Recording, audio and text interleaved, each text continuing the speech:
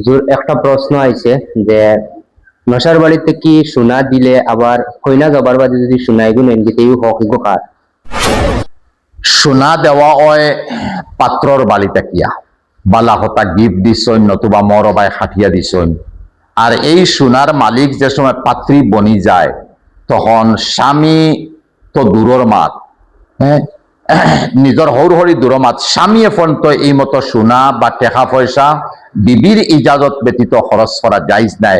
যদি কোনো হৌরে বা হরিয়ে বায়ুরে দেওরে নন্দে ননরিয়ে বা স্বামীয়ে এই মতো সোনা জোর জবস্তি করে নিছন তাহলে জুলুম চালাইছো। আর চুরি করে নিছতে তুমি ডাকাই, তুমি সবচেয়ে বড় চোর, তোমার চুরির ফাইসাল হইব ইনশাল্লাহ কিয়ামতের দিন। দুনিয়ার জমিনে হয়তো হিন্দুস্তান হইতো নাই। এর কারণে যারা পাত্রিন্তরে যে তার দান দক্ষিণা সোনা করা হইব, কাপড় চোপড় করা হইব, যেগুলো দানে দিছ দিছ। আর দানর জিনিস ওয়াপুস গুড়াইয়া আনা ওলা, যেমন কি কুকুরে খাইয়া বমি করিয়া আবার বমি উঠাইয়া মুখের মধ্যে দেয়। এর লাগি বমি উঠাইয়া মুখের মধ্যে কুকুর হিসাবে বিক্রি হারাইতাম না।